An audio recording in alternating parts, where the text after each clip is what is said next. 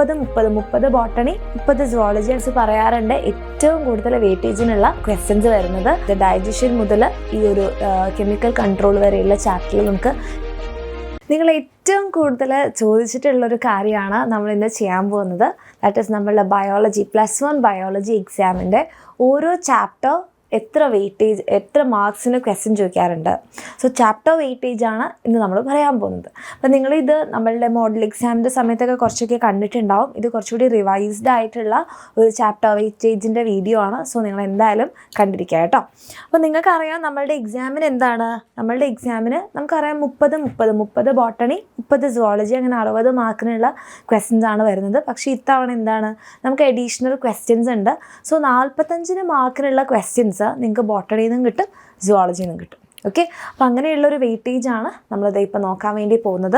അപ്പോൾ ഏറ്റവും first chapter ഇതാണ്. അപ്പോൾ നമ്മൾ ആദ്യം സുവോളജിയാണ് നോക്കുന്നത് കേട്ടോ.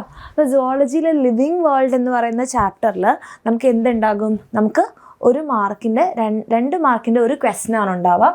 സോ ടോട്ടൽ ഇവിടുത്തെ വെയിറ്റേജ് നിങ്ങൾ നോക്കിയാൽ മതി. ഇതിപ്പോൾ 1 മാർക്കിൻ്റെ ക്വസ്റ്റ്യൻ ഉണ്ടാവാറുണ്ട്, 2 മാർക്കിൻ്റെ ക്വസ്റ്റ്യൻ ഉണ്ടാവാറുണ്ട്, 3 മാർക്കിൻ്റെ ക്വസ്റ്റ്യൻ ഉണ്ടാവാറുണ്ട്. അപ്പോൾ ഇത് ടോട്ടലാണ് കേട്ടോ.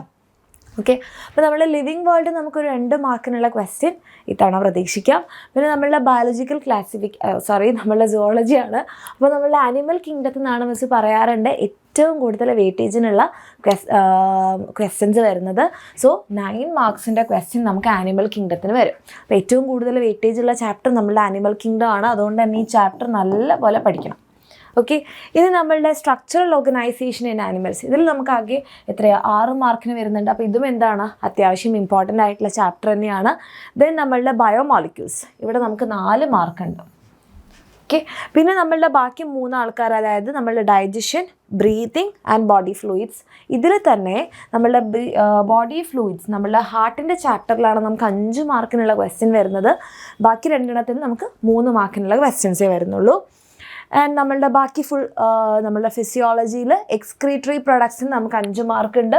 അത് കഴിഞ്ഞിട്ട് നമ്മളുടെ ലോക്കോമോഷന് നമുക്ക് എന്തുണ്ട്, 5 മാർക്കുണ്ട്. ന്യൂറൽ കൺട്രോളിൽ നമുക്ക് എത്ര മാർക്കേ ഉള്ളൂ, വെറും 4 മാർക്കാണ്. ആൻഡ് കെമിക്കൽ കോർഡിനേഷന് 1 മാർക്കാണ്. സാധാരണ നമുക്ക് നമ്മളുടെ ഹ്യൂമൻ ഫിസിയോളജി, അതായത് ഡൈജഷൻ മുതൽ ഈ ഒരു കെമിക്കൽ കൺട്രോൾ വരെയുള്ള ചാപ്റ്ററിൽ നമുക്ക് എല്ലാറ്റിനും 2 മാർക്കിനാണ് വരാറ്. അതിൽ ബോഡി ഫ്ലൂയിഡ്സിന് 3 മാർക്കിന് വരാറുണ്ടായിരുന്നു.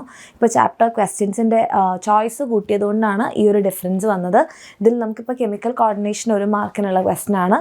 ദെൻ നമുക്ക് ബാക്കിയുള്ളതിൽ നിന്നൊക്കെ 5, 3, 4 മാർക്സിനൊക്കെ ഉണ്ട്. സോ അത്യാവശ്യം വെയിറ്റേജ് ഉള്ള ചാപ്റ്റേഴ്സാണ്. അപ്പോൾ അതൊക്കെ എന്ത് ചെയ്യുക, ചോയ്സ് ഉള്ളതുകൊണ്ട് നിങ്ങൾ വിഷമിക്കേണ്ട. കാരണം എന്താ, നമുക്ക് ഏതെങ്കിലും ഒന്നൊക്കെ എഴുതിയാൽ മതി. ഇപ്പം നമ്മളുടെ എന്താ പറയുക, 2 മാർക്കിൻ്റെ ക്വസ്റ്റ്യൻ നമുക്കൊരു 17 ക്വസ്റ്റ്യൻസ് ഉണ്ടാകും. അതിൽ നമ്മൾ എത്ര എഴുതിയാൽ മതി, നമുക്ക് 9 ക്വസ്റ്റ്യൻസ് എഴുതിയാൽ മതി. അപ്പോൾ നിങ്ങൾക്ക് ചോയ്സ് ഉള്ളതുകൊണ്ട് തന്നെ നിങ്ങൾ വിഷമിക്കേണ്ട കാര്യമില്ല. നമുക്ക് അറിയുന്ന ക്വസ്റ്റ്യൻസ് തിരഞ്ഞെടുത്ത് എഴുതാം. ഓക്കെ, അപ്പോൾ അങ്ങനെയാണ് നമ്മളുടെ സുവോളജിയുടെ വെയിറ്റേജ് പോകുന്നത്. ആൻഡ് നമ്മളുടെ ബോട്ടണിയിലേക്ക് വരുമ്പം ഏറ്റവും കൂടുതൽ മാർക്സ് ഉള്ളത് നമ്മളുടെ ഈ ഒരു മോർഫോളജി ഓഫ് ഫ്ലവറിംഗ് പ്ലാന്റ്സിനാണ്. പിന്നെ ഈ നമ്മളുടെ ബോട്ടണി ചാപ്റ്റേഴ്സിന് എല്ലാറ്റിനും ഏകദേശം ഒരു ഈക്വൽ മാർക്സിനാണ്, ഈക്വൽ ഇമ്പോർട്ടൻസ് ഉള്ള ചാപ്റ്റേഴ്സാണ്. സുവോളജി പോലെ വലിയ വേരിയേഷൻസ് എന്തിലില്ല, ഈ ഒരു ബോട്ടണി ചാപ്റ്റേഴ്സിനില്ല.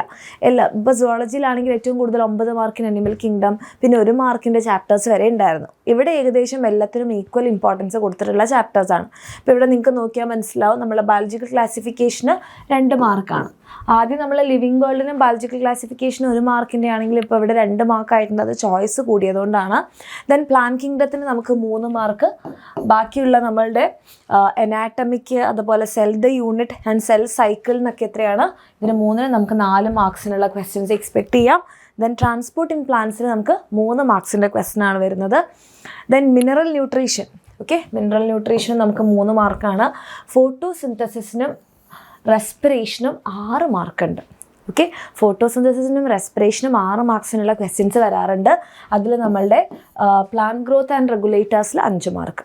ഓക്കെ. 5 മാർക്കിന് ഇപ്പോൾ നമുക്ക് പ്ലാൻ ഗ്രോത്തും അതുപോലെ മോർഫോളജിയാണ് വന്നിട്ടുള്ളത്. 6 മാർക്ക് നമുക്ക് ഫോട്ടോസിന്തസിസും റെസ്പിറേഷൻ, ബാക്കിയെല്ലാം 4, 3 അങ്ങനെയുള്ള ഒരു ഇതിലാണ് വരുന്നത്.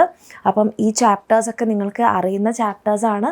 അറിയാത്ത ചാപ്റ്റേഴ്സ് അതിൽ തന്നെ ഇപ്പോൾ വെയിറ്റേജ് മനസ്സിലായല്ലോ. അപ്പോൾ ഈ നല്ല വെയിറ്റേജുള്ള ഈ ചാപ്റ്റേഴ്സിൽ നിങ്ങൾക്ക് ഏതെങ്കിലുമൊക്കെ അറിയാത്തതുണ്ടെങ്കിൽ വേഗം തന്നെ എന്ത് ചെയ്യുക, ആ ചാപ്റ്റർ പഠിച്ചു വെക്കുക. പിന്നെ നമ്മൾ വിഷമിക്കേണ്ട കാര്യമോ ടെൻഷൻ അടിക്കേണ്ട കാര്യമില്ല. നമുക്ക് ചോയ്സ് ക്വസ്റ്റ്യൻസ് ഉള്ളതുകൊണ്ട് നമുക്ക് അറിയുന്നത് എഴുതിയാൽ മതിയാകും. അപ്പം ഈ വെയിറ്റേജ് മനസ്സിൽ വെച്ചുകൊണ്ട് വേണം നിങ്ങൾ എന്ത് ചെയ്യാൻ, ഇനിയുള്ള നിങ്ങളുടെ കാര്യങ്ങൾ പ്ലാൻ ചെയ്യാനും ചാപ്റ്റേഴ്സിനൊക്കെ പഠിക്കുമ്പോൾ ശ്രദ്ധിക്കാനും. ഇപ്പോൾ നമുക്ക് ലിവിങ് വേൾഡ് നന്നായിട്ട് അറിയാം, അല്ലെങ്കിൽ ലിവിങ് വേൾഡ് അറിയില്ല, ഫോട്ടോസിന്തസിസ് അറിയില്ല. അങ്ങനെ ഉണ്ടെങ്കിൽ നിങ്ങൾ ഏറ്റവും ഫസ്റ്റ് പഠിക്കേണ്ടത് ഫോട്ടോസിന്തസിസ് ആണ്. കാരണം ഫോട്ടോസിന്തസിസ് നമുക്ക് 6 മാർക്സിനുള്ള ക്വസ്റ്റ്യൻ വരുന്നുണ്ട്, ലിവിങ് വേൾഡ് നമുക്ക് 2 മാർക്കേ ഉള്ളൂ.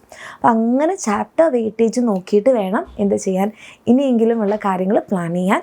അടിപൊളിയായിട്ട് പഠിക്കുക, നമുക്ക് എക്സാമിന് ഫുൾ മാർക്ക് വാങ്ങിക്കാം.